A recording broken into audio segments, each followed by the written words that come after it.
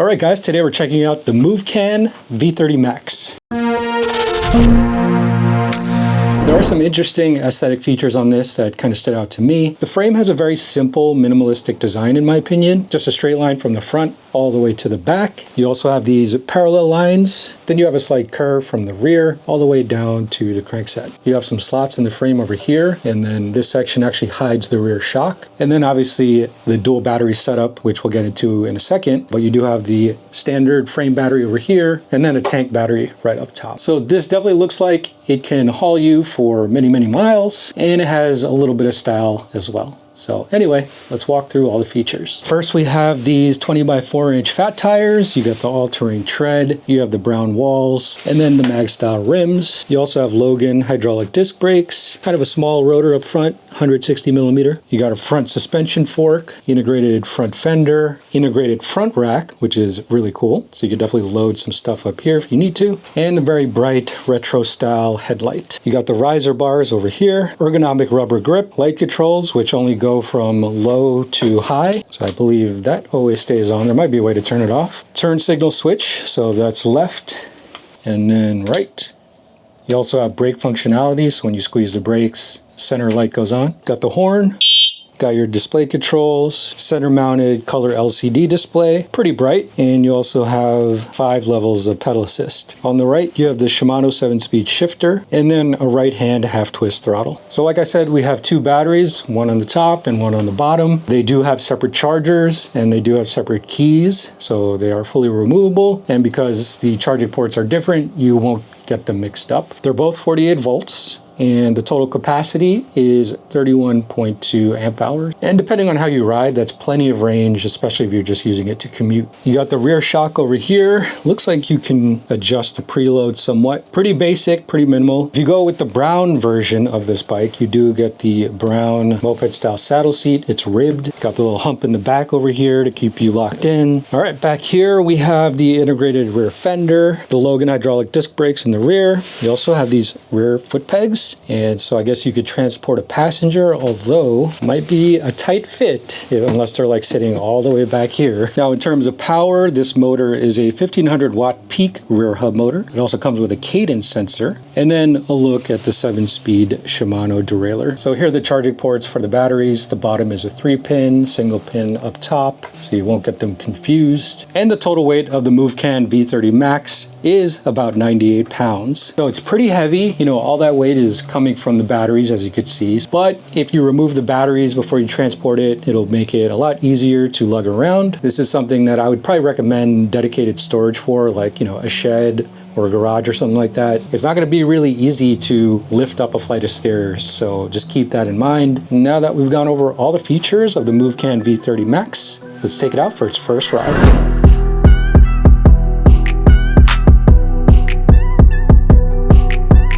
The Movcan V30 Max is a fat tire, moped-style e-bike with a sturdy carbon steel frame that weighs in at 98 pounds. It features a front rack, rear foot pegs, headlight, tail light with turn signals, and a center-mounted LCD display that shows your speed, battery life, and distance. It's set up with a cafe racer-style saddle seat and a front and rear suspension system for comfort on rough terrain. Power-wise, the V30 Max uses a 1500 watt peak rear hub motor paired with dual 48-volt batteries, which total to a combined 31.2 amp hours of capacity. It tops out at 28 miles per hour and has 5 pedal assist levels along with a right-hand half-twist throttle. And with 20x4" fat tires and hydraulic disc brakes, it's a practical setup for riders who want decent range, suspension, and some extra room to haul gear. Okay, first ride with the Movcan V30 Max. So I can already tell I won't be able to flat with this bike as a short rider, but if you are over probably like 5'7", this should be the perfect size for you. Let's just get right to it. Turn the bike on.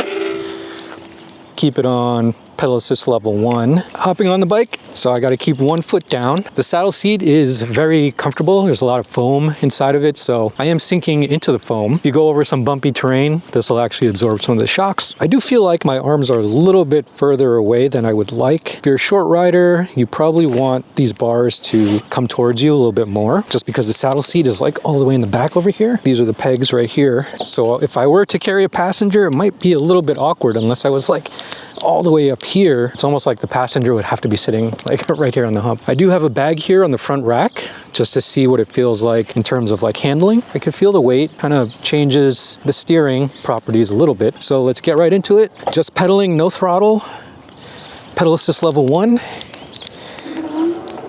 And the motor kicks in as soon as the sensor activates. So it's a cadence sensor. And it's actually pretty smooth. I am on gear level 6. So the power to weight ratio actually feels pretty decent. Definitely needs a little bit more power to pedal, like pedal only right now. Put it up to pedal assist level 2. A little more power into the motor, but it's a little bit strong, to be honest. So it's just kind of pushing volts into the motor. Pretty abruptly,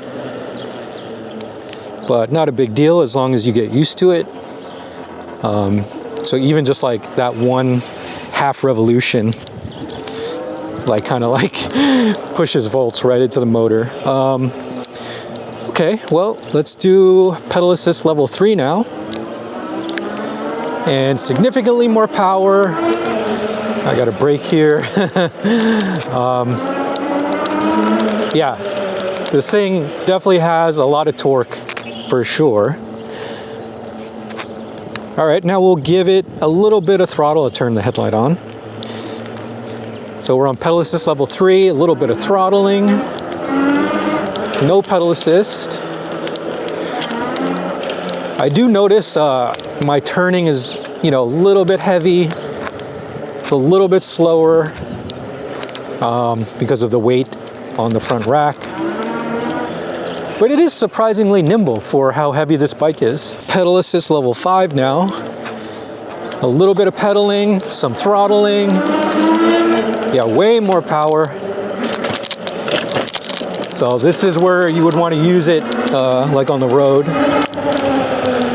20 miles per hour on that little run. And yeah.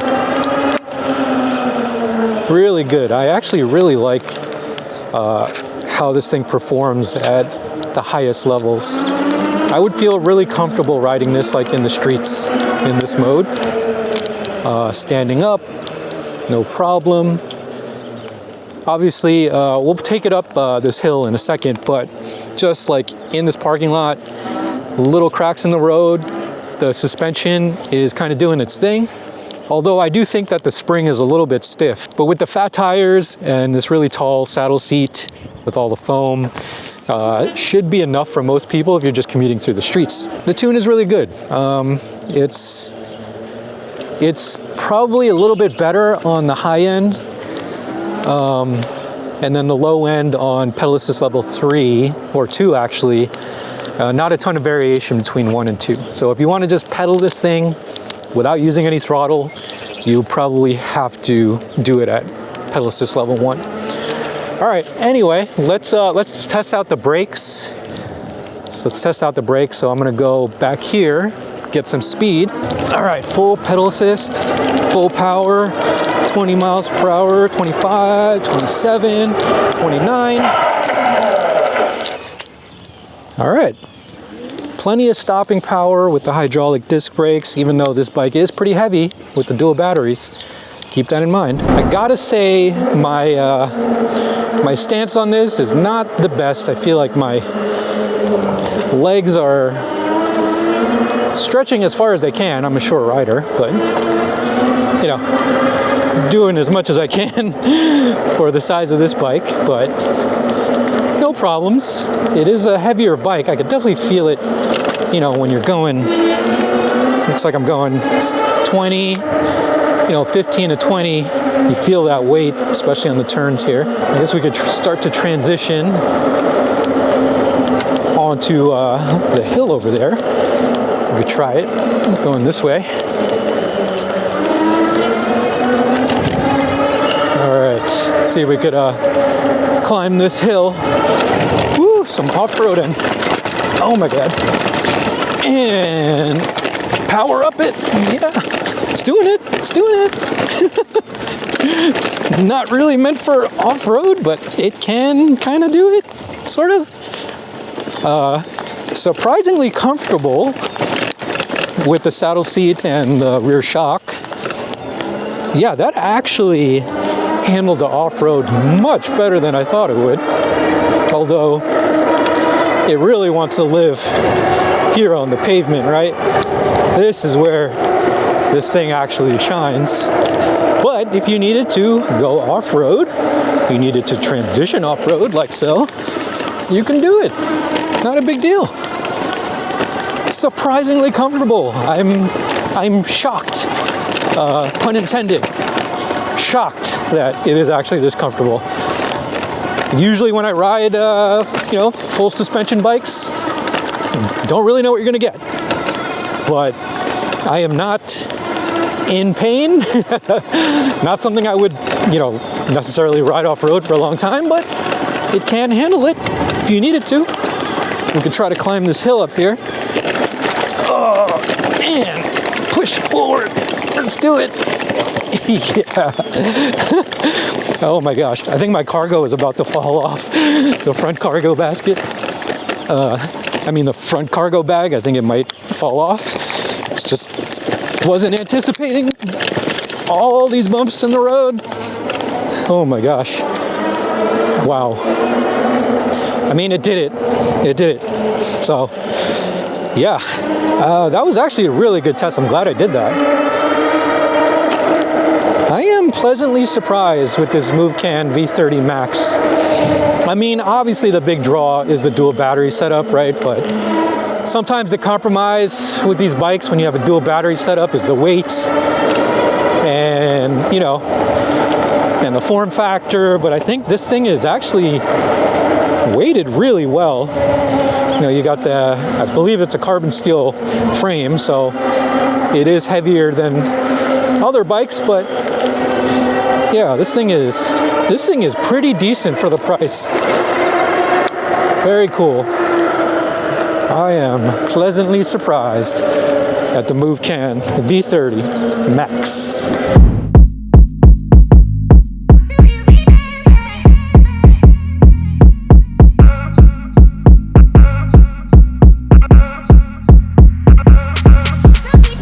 First impressions with the Movcan V30 Max. It's actually a surprisingly nimble bike for how heavy it is. I think the tune is decent, probably ideal in the higher settings with the throttle. This is something you could definitely ride in a downtown area where there's a lot of intersections and not a lot of fast roads. This thing would have enough torque to kind of keep up with traffic, and it definitely has the range to kind of do some long distance rides. I would say that the saddle seat is actually a really nice highlight of the bike.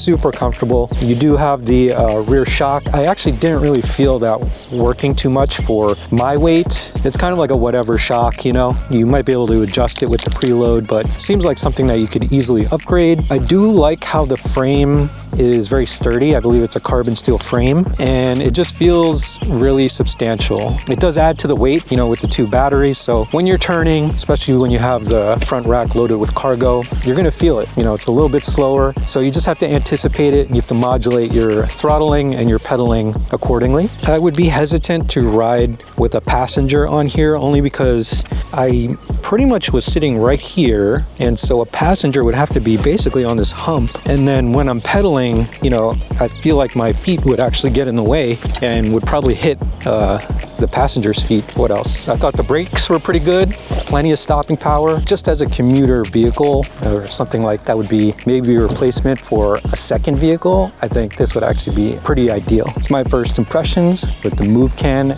V30 Max.